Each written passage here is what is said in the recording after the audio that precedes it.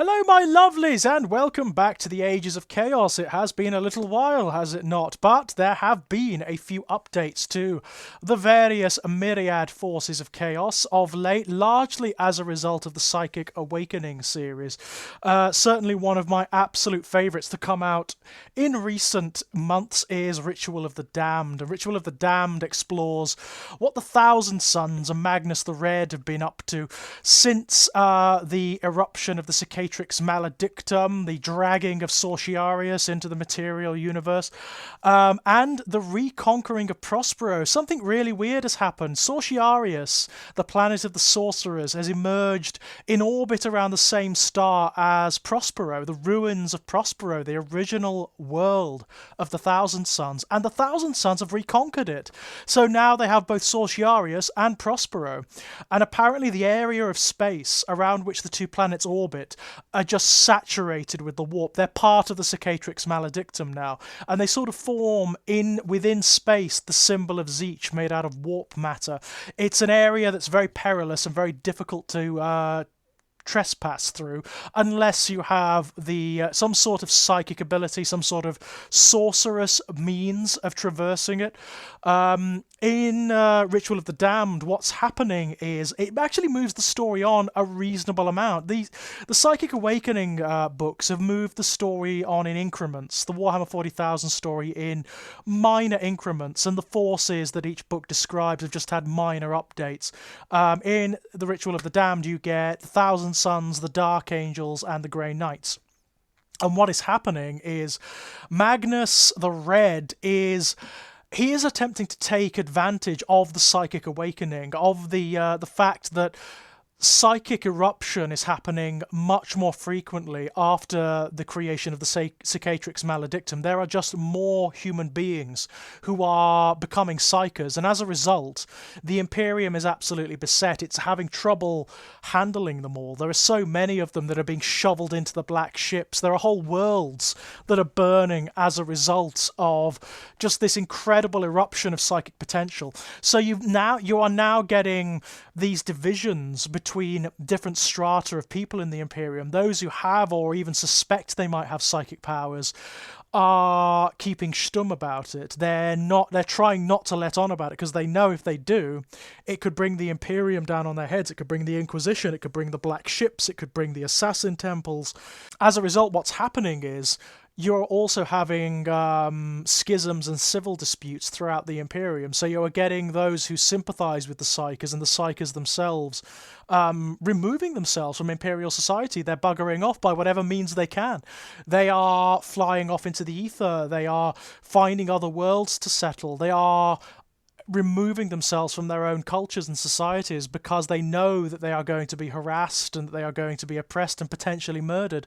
What Magnus has done, Magnus has seen an opportunity in the Psychic Awakening to build the very empire that he has always attempted to make. Since the very beginning, since his creation, Magnus the Red has always sought to elevate humanity. He's always wanted to create a situation where humanity's evolution is basically forced. He wants to drive humanity's evolution so that they come to a state whereby they can conquer the warp, whereby they can take advantage of the warp and use it to recreate reality around themselves in a way that not even the Emperor could have foreseen.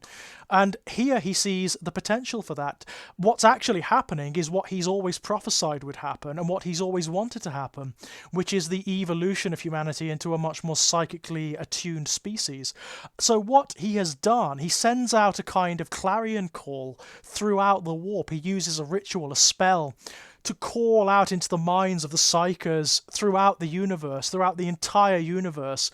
And as a result of that, you get this mass migration of psychers from all over the Imperium, from all over known space, who are all travelling towards Sorciarius and Prospero.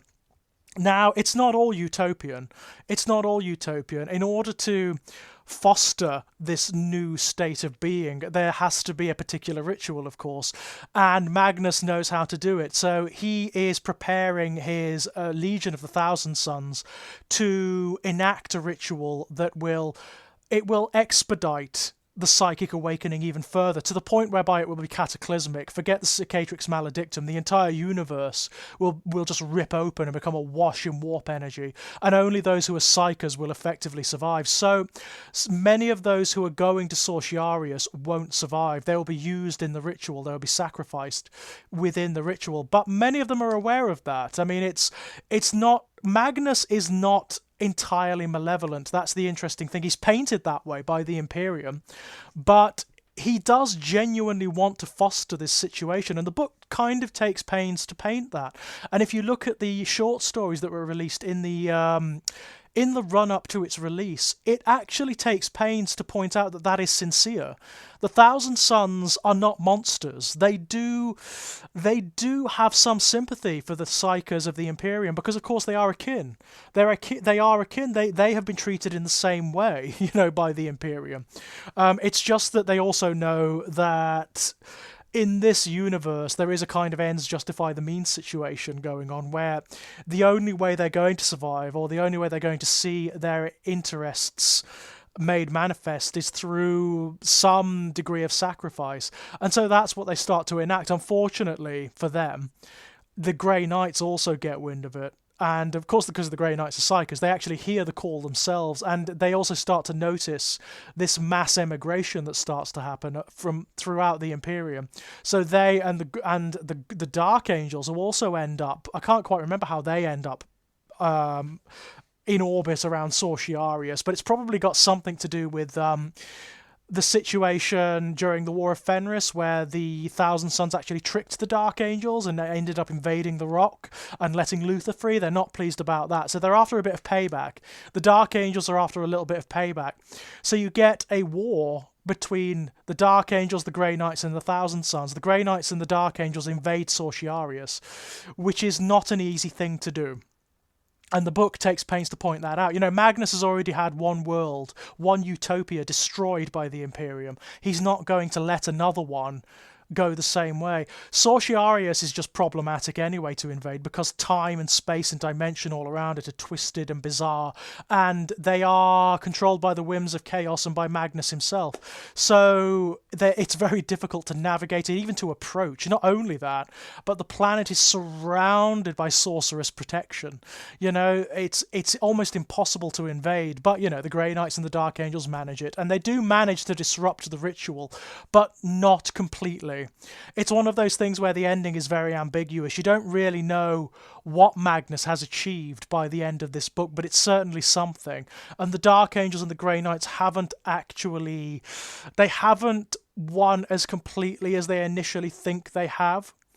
It's a very ambiguous one. Obviously, they've made it deliberately ambiguous so that there's no massive ramification for any particular army. It's not like players of any one army will have to restructure their entire force. But it's interesting because it shows how active the Thousand Sons are now within the Imperium, and how they are actually taking advantage of the situation to change the status quo.